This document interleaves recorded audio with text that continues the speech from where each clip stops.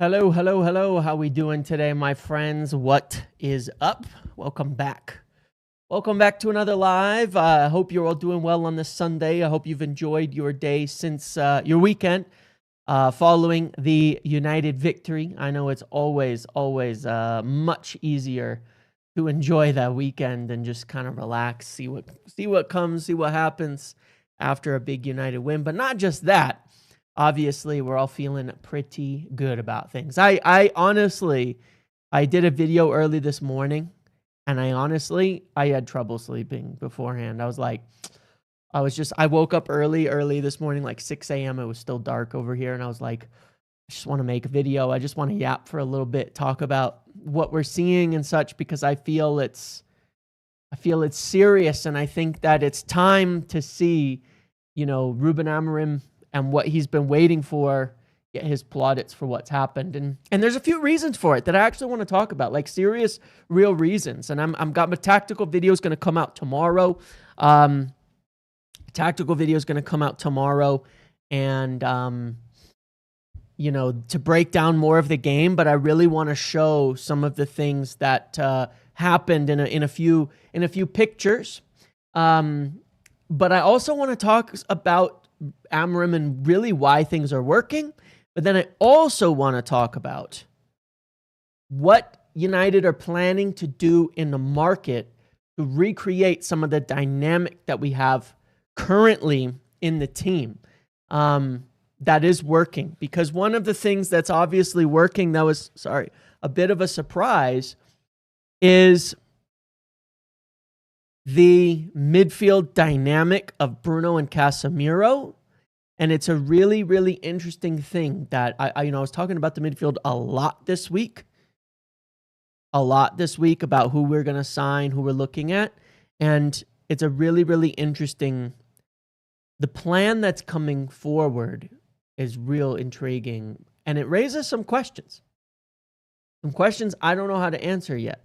And some questions where, to a degree, because we're mid-season and very early on, I don't want to get into too much drama about, but it does raise questions on who might be leaving United moving forward based on the plan that is starting to form at this club that is getting really solid in terms of what they want to do in the midfield and all of that. But yes, there's quite a few things I want to talk about, and we'll look at that today, and then I'll probably do a separate video entirely on the best dynamic, I believe, that would replace the current midfield that we have, or rather upgrade it for the future. And so I'll do something on that. I don't want today's video to be too super long. I say that and then I yap for like an hour and a half, but I'm not intending to yap for that long today. I really hope you guys will watch the video from this morning. Very heartfelt one that I feel very good about. And, the first thing was I wanted to take the accountability, and I went back and I showed the video that I made. Ooh.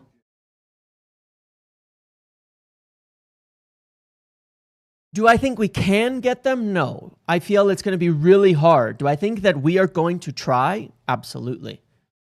For at least one of those players. I think we're going to try. So we'll talk about that. That's definitely one of the things I want to talk about. But I do think we are going to try. What can happen and what we're going to try to make happen are probably two different things. But we're going to try to make signings in January.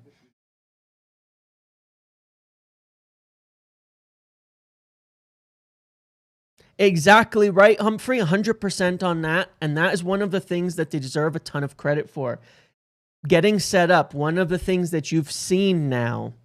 Which one? I think it's more likely that we'll try for Wharton than Semenyo in January, Jason. Yeah, I think it's more likely Wharton than Semenyo in January. I don't think either are necessarily likely in January, but I think it's more like we will try for Wharton in January than Semenyo, in my opinion. But it's not so solid on that front as of yet.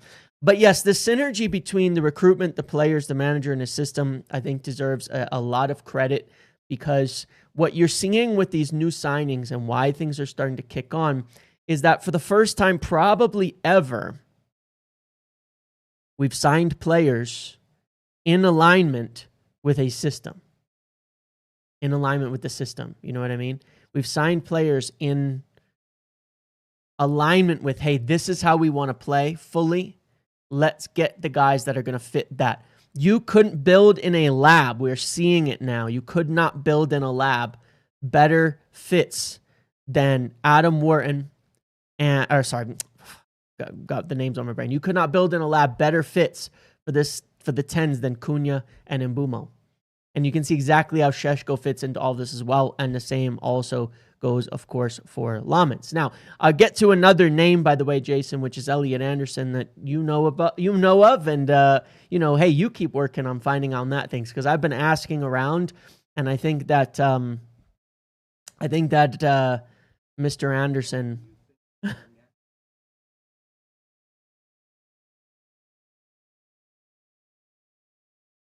I think don't look at it as an on-off switch. It's going to be a progression, and there's going to be a few dips, but there's going to be progressions. And I'll talk about the dips here because Brighton almost exposed us again a little bit, but we'll talk about that in a few minutes. But I think you're seeing the click. The click has happened. It snuck up on you.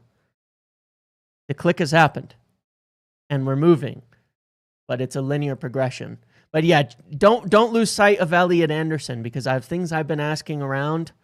I think he wants to head out from Nottingham Forest as soon as possible. I mean, who wouldn't, right? And I know some clubs are making inquiries, and I know United are following that closely. So maybe a sneaky deal there could be on the table. But keep an eye on your pal Marinakis. Yeah, see if we can work something out there. Okay, he might need the money soon. No, but anyway, also wanted to say thank you to Scott Harrison for joining the Pro Muppet and all of that as well. I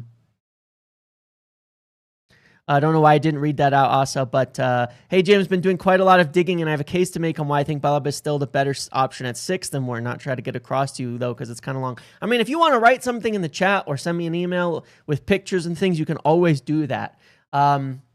I'm getting a little derailed, but that's some of the things I actually want to talk about today. I got a really interesting email from someone who put an incredible amount of effort into writing a massive Substack. They're not promoting their Substack or anything like that. They just wanted to make this for me. They're a sporting fan, someone who follows him at United here, and they wrote something, and I spent most of my morning at breakfast and such reading it, and I want to explain it because it's amazing what he's written to me, and I think it's showing some incredible stuff there.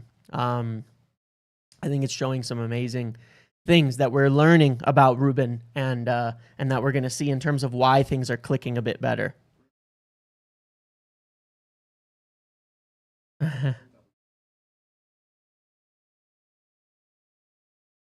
I'm after a full breakdown. Let me put it this simple, all right?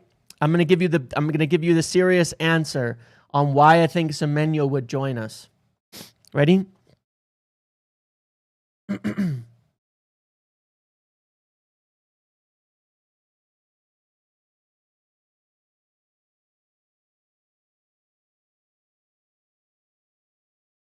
The same reason Mbumo joined us, the same reason Cunha joined us, the same reason Šeško joined us. He plays in England. He knows who Manchester United are. I wouldn't worry so much about positions and formations and things like that. At the end of the day, especially going into next season, there's a lot of games. There's a lot of games to be played. Okay? There's a lot of games to be played. I disagree with the idea a player doesn't want to play wing-back position, and we don't know that. Look at Ahmad, for example. Look at Ahmad. Okay? Look at Ahmad. Look at Ahmad right now. Ahmad, since when was he going to want to be a wing back as one of the most technical wingers? But look at him right now. I see work rate with Semenyo. I see work rate when it comes to Semenyo. I see a player that will, if United are back, will kill to be a part. Look, the fact is, if United are back, teams will kill to be a part of it. Like Jason, you're saying there, some things have to fall in place for Anderson in order to leave and pick us. That has been turned, but it'll probably prioritize Champions League football. Nothing finals yet. And that's the exact point. Where we finish is going to matter. Here's the question. You take the Liverpool thing. Why would you pick Liverpool today? Look at their project. It's on the decline. They're a luxury. We've got attackers all over the place. You've got all sorts of things. You look at where we are talking about moving forward. And I'm going to show you why that left side needs a winger so bad, because Ahmad's one of our most important players. But it's also the fact that Semenyo can play everywhere, by the way.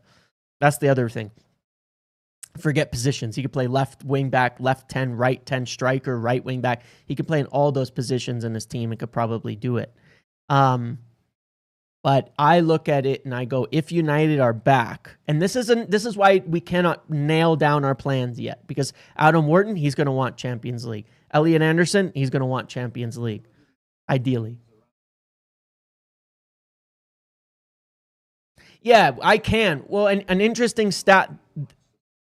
I'll make a note of that. Thank you for that, because I actually do want to do that. Because Arsenal, by the way, are 17th in goals from open play. We're going to look at some stats relevant to that in just a minute, because what they're doing, it's impressive. Is it sustainable? We'll see. They're going to have to score like 40 set-piece goals to win the league. Can they do it? Maybe. Are there Semenyo alternatives for left wing back? For sure, for sure. I do want to focus on the midfield, though, today, just because it's what I'm still hearing more about. Even though my argument is mid-season, a wing back might make more sense for us at this point in time. But, you know, we're going to need Champions League. You know what I mean? We're going to need Champions League, likely, and to show that the United project is back in order to convince the best players. But here's the fact. If United get Champions League, I have no doubt of our ability to pull any of these players. I have no doubt about it. Now, there's a reason for that beyond just the simple factor of Champions League. There's another factor in that. The point is, 1, there's more money. 2, there's more games. And 3, that it's symbolic of the idea that United are on the way back where they need to be moving forward in the future. They are on the way back to the top, and that it is a project worth mentioning. That's why it matters. Now, it's not like I always say, though, the Champions League thing, I don't think it's as black and white as that. Even when because mid-season, every player will tell you they want to play in the Champions League. When the season ends and they look at the project, they go, but wait, I'm young. What is a Champions League club? What is a Champions League club? Right? What is a Champions League club? Is it if United are on the way back? Or is it a Liverpool that are in decline but maybe squeeze into it? Is it a Chelsea that are waffling around in there? Who is a Champions League club? Am I going to be a starter in a Champions League? Or am I going to be just another guy? That's the risk of joining somewhere like Man City, right? So when push comes to shove, it's about the project and convincing the players. One of the things we've been able to do is convince them. Look at Mbumo. There was obviously Sully posted more details today. A lot of stuff we did talk about in summer, but posted more details today. And the point being, we convinced these players anyway. The calls, the discussions, the presentations of what we wanted to do for them, we convinced them anyway. And I think that we have a chance, regardless of convincing them, especially, and this is where as fans, I think we could help. We build this help to push and build this positive atmosphere around the club. That we push that we're on the rise no matter what. We were really, really good on that. And I think we can keep that going. So, you know, that's a big, big part of the whole thing. But I was saying that, you know, and we'll get to the midfield in a minute here. I was saying that, you know, I started the video that I did this morning looking back at the video I made when I said I lost faith in Ruben Amorim. Now, that video was a little bit of clickbait. I'm not going to lie. I mean, it's what works to a degree, right? But it was half true. What I said in that video is I made an explanation of what I was actually losing in terms of faith in Ruben Amorim at that time.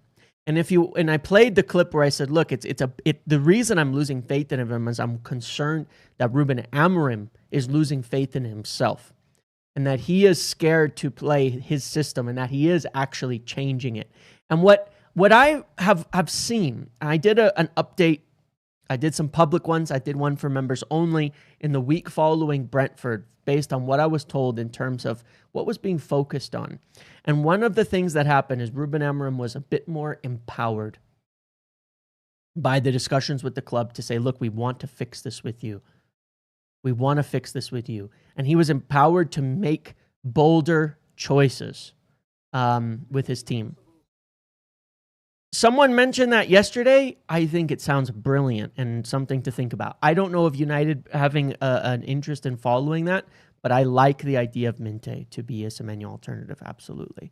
But he was empowered to be braver and bolder in his choices, to go for games in the vein of, yes, we're going to adjust, we're going to play the team in front of us, but we're going to make them play how we want. So you take the Liverpool game. You might say, well, against Liverpool, we adjusted too much to Liverpool. I don't agree. To me, we played into Liverpool's greatest weakness, right? That's different than what we did against Brentford when we spent the whole week preparing for what they're going to do to us, right? And then screwed it up. That's the difference. We spent the whole week before Brentford preparing for what they were going to do and screwed it up. Against Liverpool, we prepared for what we wanted to do to expose them. And the same against Brighton. And that's the difference in the preparation. But I wanted to take accountability for that and really look at what did I doubt and why was I worried? Because I was concerned, not with his system, never has been. If he didn't pick the right players, then we were never going to get to where his system was actually going to show what it is all about. And what we are seeing today is what I've been preaching from day one. All right. And what is that? You guys know the stats, the stats, the stats. Ignore them at your peril. Everyone cannot escape the underlying stats, because the stats, if you understand them, they tell you what's going to happen in football. This Liverpool fall off is exactly what was expected. This United climb, exactly what was expected. Everything is pretty much going to plan. And the longer the season goes on, the more likely teams start to settle out into where they're performing. And the facts are, despite idiotic attempts to dismiss the facts of the situation, and a lot of them were idiotic. I'm not talking about some fair criticisms of weaknesses in United's game and things like that. I'm talking about the things where people were trying to make up nonsense, absolute, utter nonsense, like United were taking all their shots were long shots, or complete and utter bullshit that United were only creating chances because they were losing games. Total bullshit. By the way, United created almost double the amount of chances versus Arsenal in that game, that first game of the season, as anyone else in the entire league has against them so far. The facts are, United are one of, if not the best and most dynamic attacking team in the league right now. Fact. That's the truth. And we're starting to see that play out as confidence is gained. In looking at the stats, obviously we're right here. Tied on points with City, one behind Sunderland and Tottenham. Now Tottenham play Chelsea next weekend. City play Bournemouth next weekend. So it's a really, really strong chance for United to not just get into second place, which, by the way, if we finish just one of those penalties, we'd be in second place right now, by the way. Just one, or at least maybe third. But also to actually get there. You can expect one of City or Bournemouth, of course, has to drop some points. A win against Forest will pull us up at least one position then. Whereas, as well, Chelsea, Tottenham, if that's difficult, could get there. Can Sunderland keep their thing going? That's quite impressive what they're doing, but they're not as good as the stats say as well. In terms of chances, United are still second in the league. In terms of expected points, United are fourth. So we're right about where we should be. And this is why I say Sunderland, they're probably going to see a bit of the fall off. At the moment. Bournemouth are very good. I don't think they're as good as the numbers say, but that's why, again, we'll see next week against City. But it's interesting, and we've hit we've hit it at the right time. We've hit it at the right time in terms of form, in terms of coming into the position that we want to be in terms of being able to play the way we want to play. We have hit our stride at exactly the right time because it's also going to get busy soon. And you're going to have these Champions League games and these Europa games, and a lot of teams are playing against each other in the coming weeks. A lot of the top teams, whereas we've avoided. I think Tottenham have like us, Chelsea, City, and Liverpool or something all in like the next 4 weeks or something crazy. So there's going to be a ton of dropped points around us, and we're hitting the right time to really climb the table with the wins that we have and securely get into our position. Now, one of the things that we are seeing is that we're seeing more flexibility in the way that we play. And one of my big gripes that I complained about is that I knew as soon as this would happen, we would say we changed the system. No. Flexibility in the system and flexibility in the way that we play is due to capability. You know, a week ago when it was Liverpool, it's like, oh, well, it's only Sunderland. People pretended it was only long ball. And then Liverpool, people pretended it was only long ball. And then Brighton was the big wake-up call for those of us who said, look, it's not only long ball. It's just Amorim is a effective manager. We play into the space that's available. That's his whole philosophy. Plays into the spaces. Very Jose Mourinho-like in that respect. Play into the spaces on the pitch. We see against Brighton the full range of capabilities of Manchester United under Amorim, and it is immense. There's so much of it.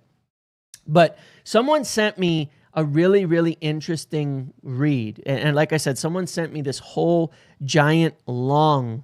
do the stats as you see it match up to the position on the table? Yes. And I think that they match up to the team performance as well. Arsenal are clear in first as the best team in the league. They just are, even if they're not that good at the moment. City are still second place. They should be, really. Newcastle are definitely getting a bit unlucky in terms of their finishing, but, you know, they're not too far off where they should be. Palace had a really good start. They were so compact. They create a ton of chances on the counter, playing direct football. How sustainable that is, we'll see. And United are about where they should be, 5th place, and will probably end up around there as well in the end. But this is really, really interesting. So he sent me this, this giant long Substack, and I just want to share one of the reads about the Ruben Amorim's philosophy. And I think once you understand that, you will understand exactly why suddenly we are seeing things kind of click and we are seeing improvement. And we are seeing this is why Ruben Amorim, I think, has one of the highest ceilings in football philosophically as a manager. So he says, part 1, philosophy on ball, freedom / off ball structure. He says, understanding Amorim's philosophy is quite simple. The player that has the ball has all degrees of freedom. He can do anything with the ball. His own creativity is the limit, and he will nurture that individual flair. In a sense, there are no bad decisions on the ball for him. All his tactical work falls upon everyone else, everyone off the ball. Keep in mind that in a full match, player has the ball less than 5 minutes at their feet. But the primary focus is what they do without the ball. That's what you hear him shouting from the sidelines at his players. So he focuses on, he said he builds his team in steps, off-pitch behavior, on-pitch behavior, technical ability, and upgrading the squad, and it's done in that kind of sequence. And it's a really, really interesting read. And yeah, I'll link the whole thing. Hold on one sec. I'll link the whole thing for you if you want to read it. This someone just sent it to me, and it's again, not like promoting it or anything or selling a Substack or anything. He just wanted to send it and told me I can use it however I want to share it. But it's a really, really interesting read in his understanding of Ruben Amorim.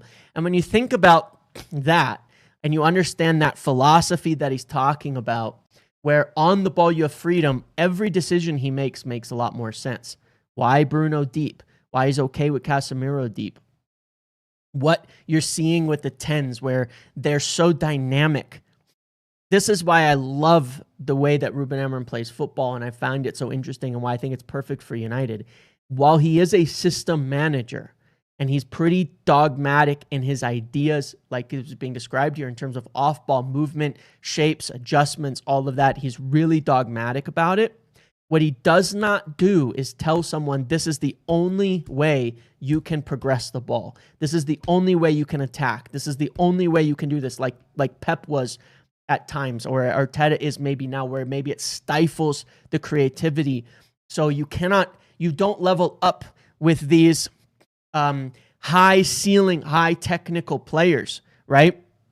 So what happens is then, and why it's starting to click, is when you get when you upgrade players, the team gets better. Now that sounds like that should naturally happen, but managers that are too dogmatic, too systematic in their on ball, that doesn't happen, right? And you don't see it. And so what we're seeing is the progression of the team as the players get better, because the players have freedom, right? That's also why when the players are poor, it is poor, because on the ball, it doesn't provide you with an exact instruction on what to do at every point in time. So when a player isn't getting it, when a player doesn't have that creative mind, when a player doesn't have the confidence in their ball playing abilities, they will make mistakes, and the floor can be kind of low on the ball. That's what we've seen at times, right? Our play with the ball has been incredibly mediocre at times. That's a lack of confidence, understanding, or just technical ability that we've seen in the squad over the last years. That's faded. We see it with, last season. We say, well, why did he persist? Because that's what he had. So what we're seeing as it grows is that this is why bringing in these guys like Mbeumo and Cunha, they're totally allowed to express themselves. You get a settled team that understands the basics of how to move off the ball, where to be, where to go, where to pick up the ball, where to play, where to run, where to move in and out of possession. And once they understand that fully, then on the ball, when they receive it, they have more confidence in their ability to be free with it. But this is the difference. This is the evolution where I would say it's more than what we did under Oli. When the guy has the ball, the other players have still very specific instructions, where to go, where to be. And one of the things we're seeing massively is a huge improvement in our box occupation and our ways of attacking in recent weeks, where we know exactly where to be to support the player with the ball, but the player with the ball is able to do whatever they want with it. Find the solutions. And to a degree, this is the underlying philosophy that has the highest ceiling in football. It's what Madrid have done for a long time. Put hyper-intelligent players on the pitch with high technical qualities, get a systematic formula of off the ball setup, but allow a lot of freedom of expression on the ball. Okay. And that is a big, big difference here. And that's why we are seeing it. And that's why it has the higher ceiling. But that's also why the signs of United getting better attackers, why they signed 3 forwards. This thing where it was like, oh, signing more forwards isn't going to make us score more goals. Yes, it will, because the system needs players to be very expressive and brave and have an extremely high level of technical quality on the ball. It looks like shit because the system isn't carrying you offensively. It can carry you defensively. It can carry you in certain structures, but the system will not carry you offensively on the ball. It will not. You have to be able to be capable of making decisions, and the more confident you get, the better those decisions are going to be. And the better players are, the better those decisions are going to be. But also, the more the players move correctly off the ball, which he is coaching, the more options are going to open up. So instead of it being, well, this is the only place I can pass it, suddenly you have 2 or 3 options because the players off the ball are moving better and giving you those choices. And this is why we're seeing improvement. It isn't a tactical tweak. It's a better understanding of exactly where you need to be on the pitch. And it has a very high ceiling. And if we get it right in recruitment, it's going to get better and better. And that ties into the midfield, and that ties into the wingback. And this is the problem that Kobbie Mainoo, and of course Ugarte as well for different reasons, have in getting on the pitch. Bruno and Casemiro offer you what he wants. And this is why Casemiro was so praising of him and in terms of figuring it out and why he likes them. What they bring is on-ball creativity and solutions. They have the bravery and the quality to pass, ping, move the ball around without a very specific, exact way of instruction. They can find the channels. Now, all the off-ball movement, they can see it and they can find it. System players probably don't make it an Amorim system, if that makes sense. It needs the Mavericks, and you can see that with Cunha, and you can see that with Mbeumo, and you can see it with Ahmad. It needs Mavericks. It needs guys who want to do something with the ball, not necessarily system players. They need to be able to be very expressive. It needs very high technical quality, high ceiling players in that respect in order to reach its ceiling, because the system isn't going to make the ceiling. It's going to provide the opportunity. And that's, yes, exactly why he also really likes Mason Mount, because Mason Mount is one of the most technical and intelligent players that he has in the squad, where he will find so many solutions. I'm guessing there's common patterns too. Well, the reason there's common patterns, Irish, is because the off-ball movement is well coached. So there's always going to be a place you can pass the ball. That doesn't mean you can't try something different, but there's always going to be opportunities off the ball that we know the ball can go, where we know the pass can be found, and you have to be cognizant of that and intelligent. The movement in the system is going to create the different opportunities, and then you have to make the right choices within those opportunities for the moment, and that's learning, right? And in the early part of the season, they were making a lot of bad choices. They weren't seeing the opportunities that were being created, and now we're seeing the basics. And the funny thing is, they're being able to be more expressive, but at the same time, some of it looks more basic. Bruno is playing more simple with the ball. Bruno's playing more basic with the ball. His game yesterday was the best game of the season. Why? Because he was simple. He did the things he needed. He saw the opportunities and made the right passes. And there were still some really good ones in there, but he made the right plays at the right times and made the right choices within the system. And that's what it's all about, is those choices. I want to show you something, though, because this is a warning sign, okay? And this is the part that concerns me, and I can back this up with some stats as well. Now, in the pre-match, I was talking about how our left side was a concern to me and why we needed Cunha to get off the mark, because teams were going to start adjusting to the way that we wanted to play, and would start leaking to one side. And Brighton, one of the most intelligent, well set up teams in the league. And don't worry, I'll get to Elliot Anderson. I'm going to get to the midfielders after this. I'm going to talk about the right midfielders to recreate this dynamic, including Elliot Anderson. Don't worry, because I think Elliot Anderson is the perfect Bruno replacement, and I'll explain why in a minute. But look, Kabi could be, again, this wasn't a detriment to Kabi. I'm saying at the moment, Kabi doesn't have the range for some of the things that are being asked to do at the moment, but he can grow, and that's the idea and what we'd like to see. But I want to show you this because there's a couple things to highlight here, okay? And this is during the game. This is 8 minutes 11 seconds in. Now I want to highlight a couple of things here, and then tomorrow I'm going to break this down. This is, let me see if I can get this without screwing myself over here. This is De Ligt.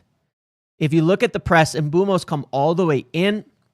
Šeško's over here. Casemiro's up here. Bruno is up and pressing. They're holding Ahmad out wide. This is a moment they did really, really well. Now, you could say Mbeumo should be over here. Bruno should be here.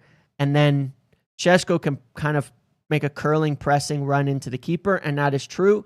But Brighton were doing a bit of a very, they were doing a really interesting, how would I put it, imbalanced build-up structure to try and screw us up here. And I want to show you actually what happens after this. Give me 1 second to go forward a few seconds, and I'm just going to find the exact image here, right? So the first thing is, and this won't take long, but I just want to show you. This is the out of possession. This is where we nearly got hit, okay? You saw how high up De Ligt is, and it's a super vital part of this setup that the center backs jump. So they move it out to the right. We actually are really well set up here. Look at the spaces, right? There's big gaps from Brighton We've got pretty much everybody covered. Cunha's over here to make the trap. We've pressed. Our shape was really good. And for much of the game, our press was really, really good and really dynamic against Brighton. But in this instance, I'm going to just show you. Boom. This is what gets us. And you're gonna laugh when you see who the culprit is once again, okay? Because it has been the problem for a while. Now, he's still playing every week, and he wasn't that bad yesterday, but he is still not. There's one guy still not getting it, and it nearly results in an attack here. The ball comes in. Luke Shaw, who deserves a lot of praise in my opinion, is all the way up here, challenges this ball, but look whose man is free because look who's ball watching. That's right, it's Diogo Dalot. The center backs, look at how high up they are and how aggressive they have to be in stepping up, and his man drops off of him, and he doesn't follow him. He's ball watching. Shaw makes the right step up. The ball pings over into the Brighton player, and he's able to put a runner through here because now Shaw is out of position, out of possession, Marcus.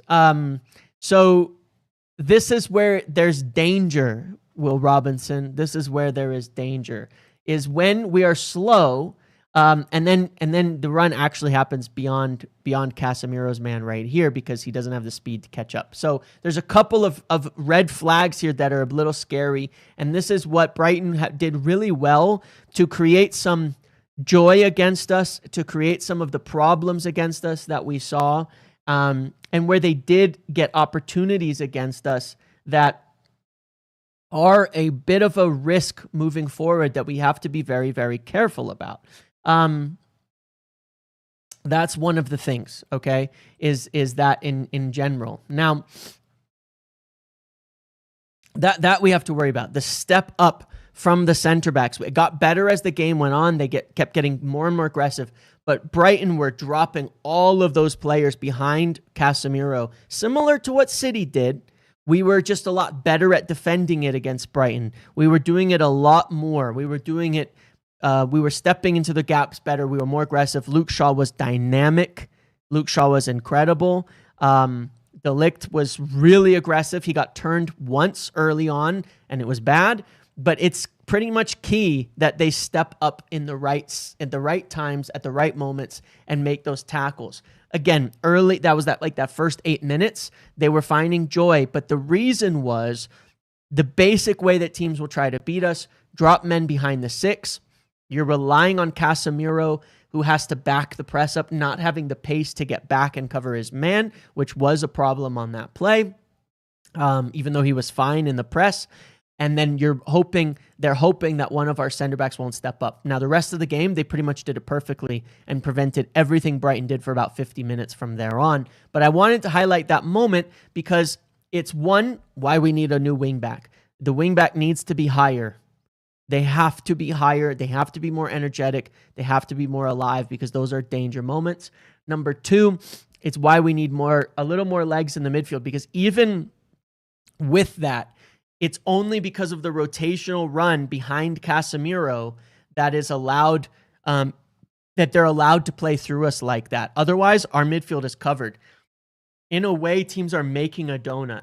They're going around the back to spread out the front three, and then they're dropping in like a big line in front of the center backs and making a donut in the middle because it makes Casemiro have to do a lot of running and Bruno do a lot of running, and that's where they know there's a weakness. So it's funny that they're doing that. Now, the last thing I want to show you is then offensively on this, what we got right and why we needed Cunha so bad in this game to step up and score and get the opening goal, because Brighton did the thing. They didn't quite go to a back five, but they almost did the thing that I was very, very worried that they would do, which is that they would focus on that left side and they would sit in a certain way. And they really did. They were actually quite clever and quite careful about doing this. If you look at this position before we score our goal, the ball gets out to Ahmad. Ahmad was stuck a little bit narrow very often because of this runner down you see in the bottom left. There were always kind of doubling up on the left side to pin Ahmad sort of back around this spot here. And so he ended up having to pick the ball up a bit too narrow at times. And so you can see that they had one guy sitting back watching for Mbumo so that their left back could stay, and they had another midfielder instructed to get right over. So you can see that they flooded to the right, so we weren't getting our advantage in the same way that we were before. But watch what happens. And this is where we're seeing a huge improvement as Ahmad steps up. Watch what happens around the pitch. Now look at the left side. As we move in here, they flood to this left side to block off Ahmad and Mbumo and try to do that. Daulo makes a good run on this side. Cunha makes a good run on this side. Mbumo runs through the middle. Šeško runs through the middle. This is what I'm talking about, that backline and box occupation where it's got so much better. Bruno gets forward.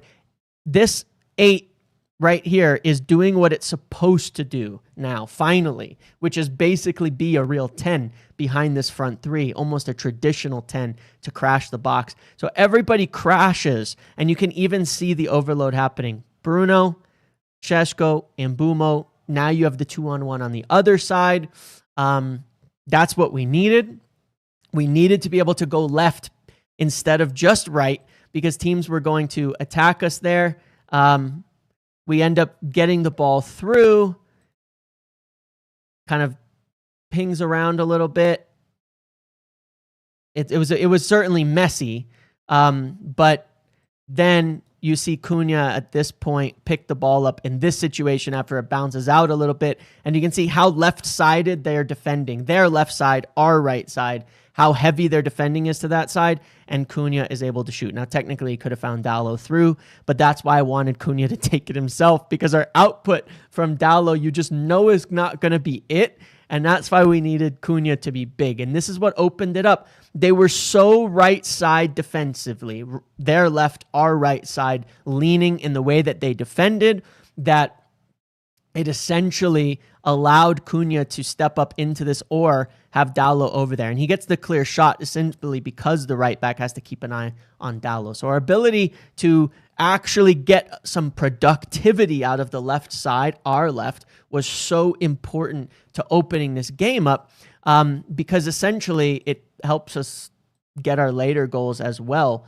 As things get forward. And part of it was our press. I think both of our goals came via some good pressing in the end. But I think both our goals actually came from some decent pressing in the first half as well. So that worked too. But yes, Brighton were really clever. They set up really well to try and nullify us. And we nearly screwed it up. We nearly made some mistakes, in there. But we were able to get smart, get right, get aggressive defensively, and then offensively finally get the output, that we needed.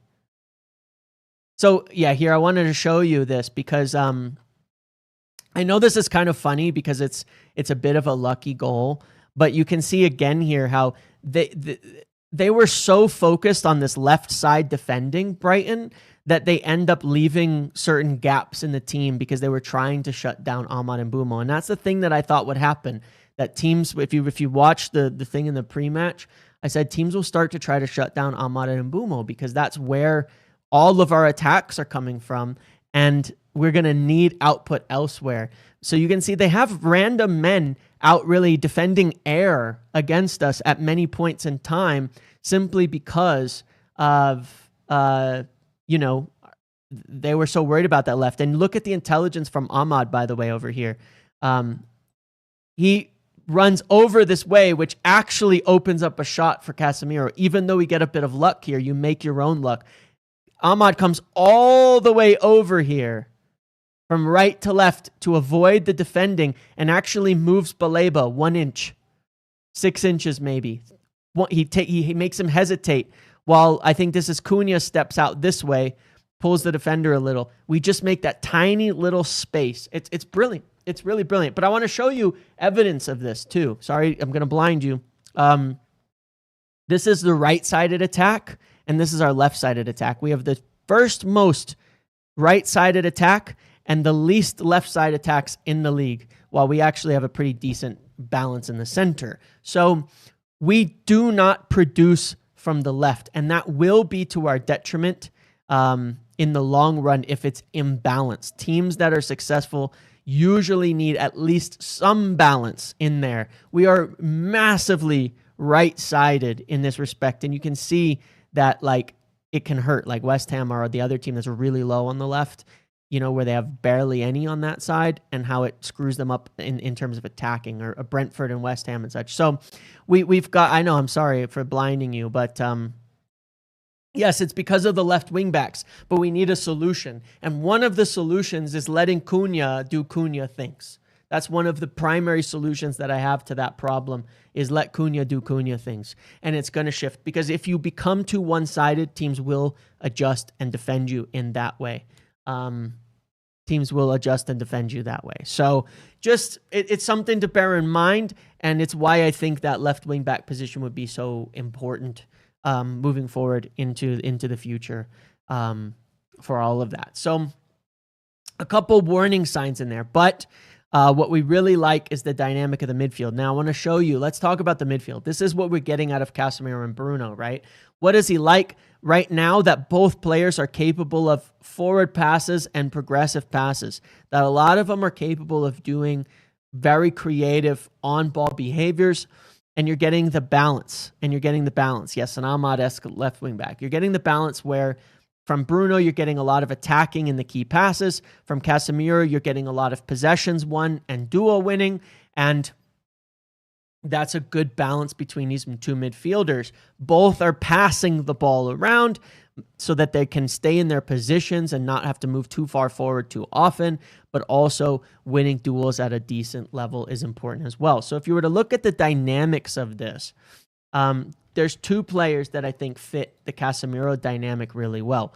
One is Adam Wharton. Now, Adam Wharton looks to a degree like he would fit the Bruno one, because he's so integral to the way that Palace play, in that they sit so deep, right? But they sit so deep, and he's so good at passing the ball through the lines in the box on the counter, that it looks like he should be, statistically, that he's a bit more like Bruno, but he is a lot more like Casemiro. If we look at last season, there was a slightly different dynamic out of Wharton. You can see Casemiro is virtually identical. If you look at Wharton last season, here, look at this. You can see it. You could see they were virtually identical last season. That's just style. He's very much a guy who can move the ball around fast with the passing, and shield the back line and win a lot of duels. That's Adam Wharton, and he's a good fit there. The other player who's a really good fit here that isn't as sexy or inspiring in that regard is Yeoman, another guy who is virtually, if you look at it, the exact same archetype.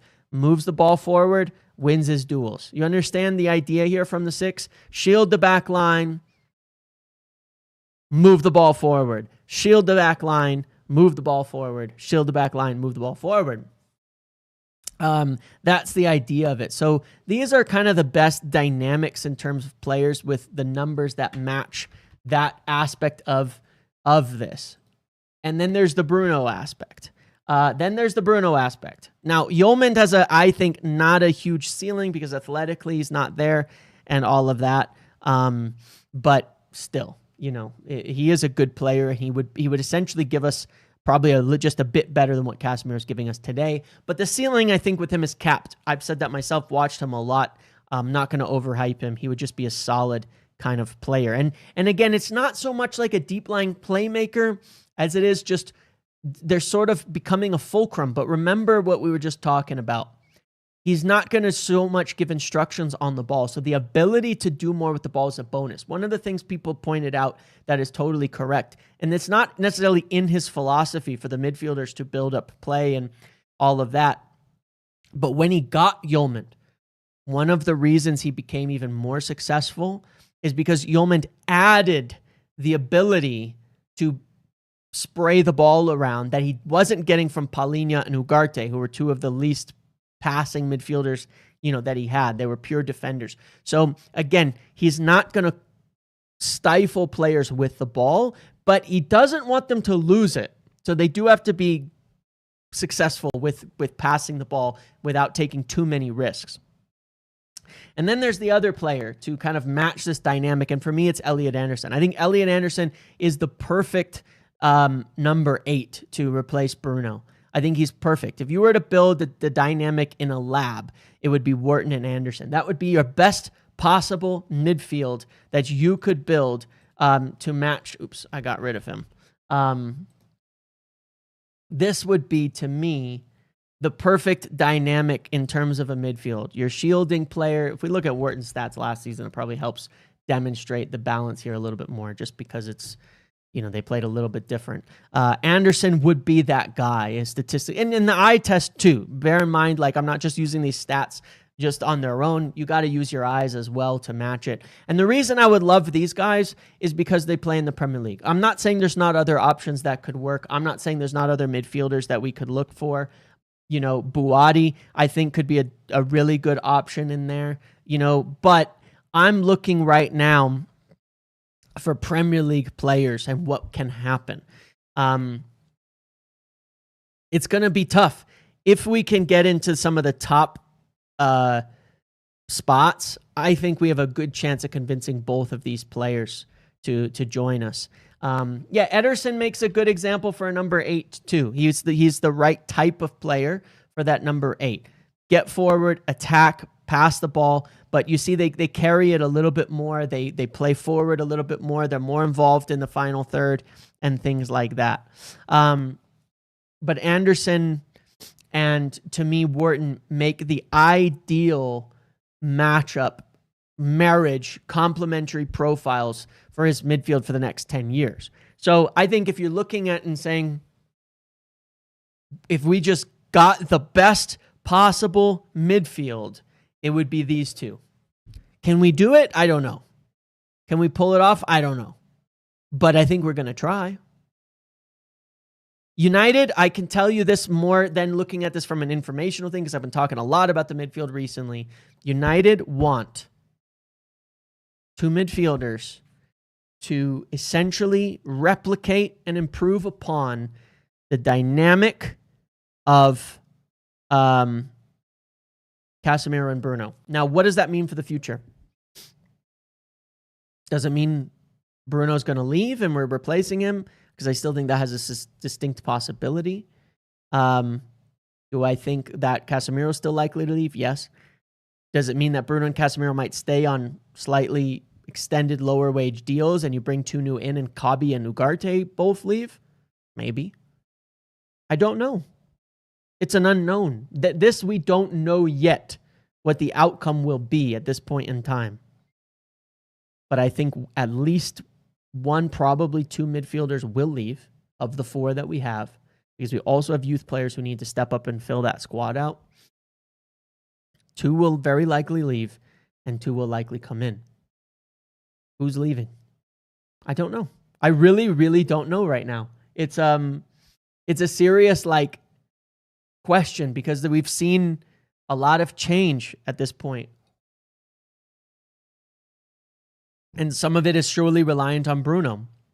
I think Casemiro is still likely to leave, and we're definitely going to buy a 6. But in the 8s, what's going to happen? What is going to happen in there? In the 8s specifically. Because I don't think we're going to buy 2 6s.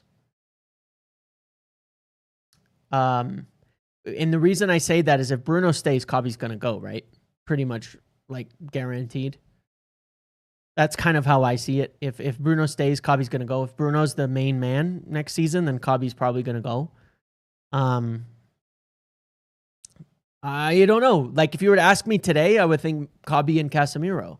Honestly, that's not like an Ugarte defense thing. I'm just saying, if you were to honestly ask me right now, I would say Casemiro and Kabi.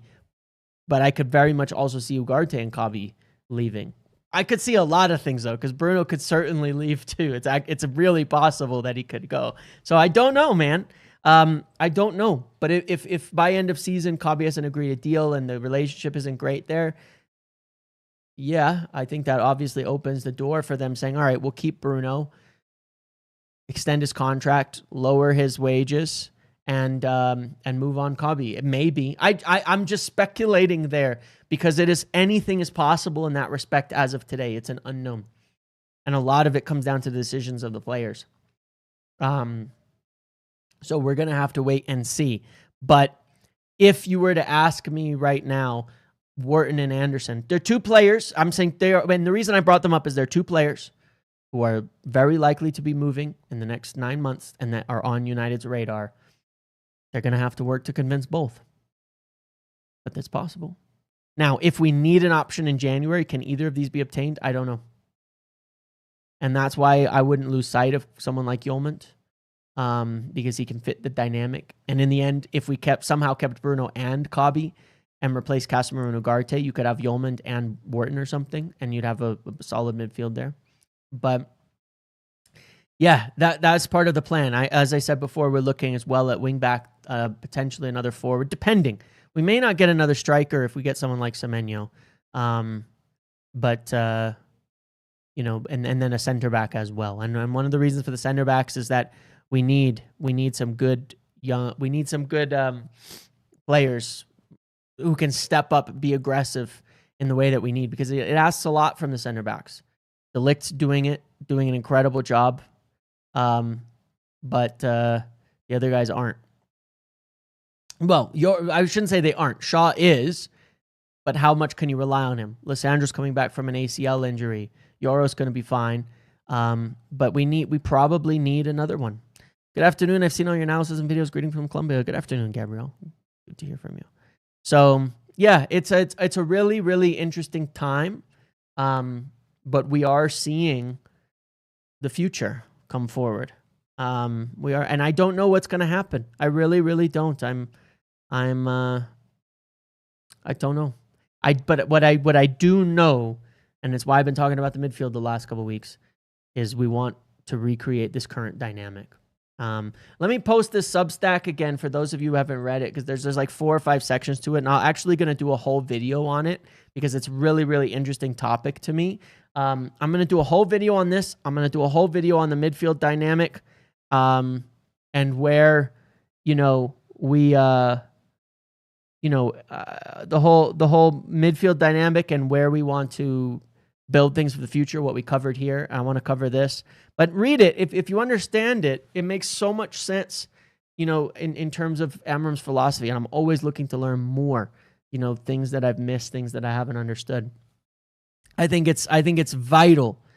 And it's been my big, like talking point platform soapbox recently, is so many people do not understand Ruben Amorim and the way that that he plays and the way that he wants his team to set up, especially these adjustments out of possession. No, my friends. No, my friends. It has always been a system that wants the 10s to play in the midfield. Always.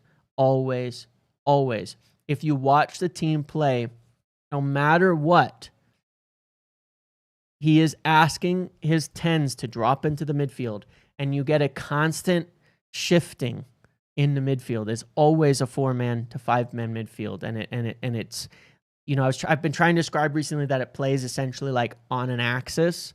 So when it's Shaw stepping up, you might have, you know, these players step back. You know what I mean? That happens, and this is where he does a lot of coaching, is the off ball. Sometimes it's the wingbacks needing to step up. Sometimes it's the 10s dropping in and the wingbacks running beyond. But it's essentially at all times, one action is going to result in a different action the other way. 10 drops, wingback runs, you know? Wingback comes inside, 10 runs in deep to run into the channels. There's so many iterations of this. Once it works, once they're getting it, it's hard to get. It's complicated to get. It takes a lot of work to understand, but we're seeing it.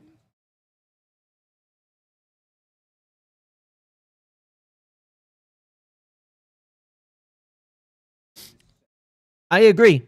If we do that, If we do that, we're winning the league. As I have a lot of belief in the ceiling of this. If we get the players of the quality of Mbeumo and Cunha, who's better than us? Who's got a better attack than Cunha, Mbeumo, and Šeško right now? Who? Nobody. Imagine if we can sign that same kind of quality in these other positions.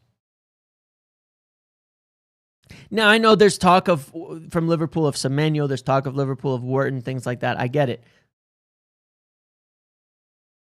But let's see where they finish. Let's see where we finish. Yeah, systems embed and develop as players, as basics are mastered. Exactly. Once they get the basics, once they start understanding the off ball, then everything starts to click. And that's just a simple fact. Look, the reality is we've had to compromise a lot. There was a lot of things we couldn't do. Šeško wasn't ready yet, so Cunha had to play 9, and that changed things. You know, Lammens wasn't ready. Bayindir was not capable of the types of passing range and things that Lammens can do. There were so many different dynamics within this team that were not well set up, and now that we've established it, it's all working. But yes, a world-class left wing back, a top left center back, and some sort of backup striker, and 2 elite midfielders. I agree. But we can. We got 3 elite forwards and a great goalkeeper last year. I think we could get a very good left center back who could develop into elite, like a Euro. A wing back of some sort. Very good one, but a good one all the same. And the 2 midfielders. And I think we could do it. Between January and summer, I think we could pull it off, but we need to. And if we can get back into Champions League, then we will. Then we will. Then we'll have so much money available. Good Lord, we'll have so much money available. We'll have the ability to spend 250, 300 million in the market, seriously, to get what we need. So if it's 180 million to buy 2 midfielders, done. And then it's 60 million for a wingback, done. We can do it. And there's more sales to be made too. There's more adjustments that will be made. There's more savings that can be made. So yes, lot that can happen here. Lot that can happen here. Yeah, guaranteed play time, I think in the end it always ends up being a little more important than like Champions League, but I also think we will have Europe and we'll be ahead of some of these other people. Here's what I would say. Excuse me. I think we could get top 5 without any more signings this year. I think we could. Because as we get into the busy period, as we get into the festive period, as we get into some of these times, and in the second half of the season, when a lot of these top 5, 6 teams are making deep runs into Europe, I think it's going to get better and better for us. But I think that getting a center back or a wing back in, a midfielder or a wing back in January will guarantee us top 5. I think we'll get Champions League for sure if we get one of those. I think for sure. And with the level that we've been recruiting, I trust them. They're not missing right now. And they're recruiting with a philosophy in mind and an idea in mind. So let's see about these midfielders. Can we pull one of these off in January? I think we will try. I'm almost certain we are going to try based on what I'm hearing. If we can keep having, if we're in those top 5 spots going into January, I think we can get one of them. I know AFCON worries me a bit, but we'll see. We'll see. Especially Ahmad. I think Ahmad more than Mbeumo. Not because Mbeumo isn't crazy. Not because Mbeumo isn't crazy, but because we do have Cunha and Mount and Šeško.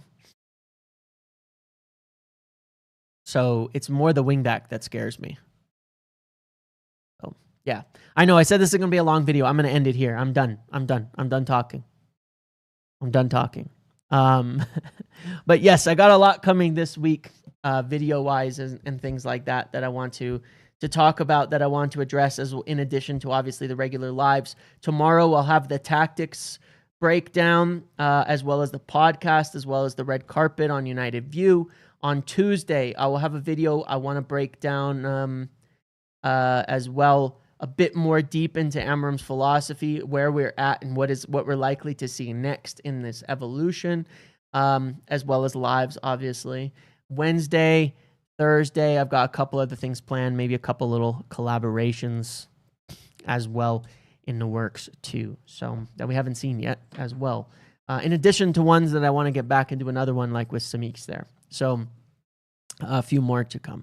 All right, everybody. Thank you for watching today. Hope it was interesting. Hope it was informative. I appreciate you all. Thank you for all the donations, the subscriptions, the likes. Please do smash a like on the video on the way out. It helps me so much. And yes, it is free to do so. So please do. As a reminder, you can get your Muppeteers merchandise as well in the store. Keeps me from selling out to betting sponsors and things like that. No, I'm just teasing, but you can if you want it. So yes, thank you all for hanging out today. I appreciate you all. Have a good rest of your Sunday, and I will see you later on in the week. Have a good one, everybody. Goodbye. Thank you. Good luck.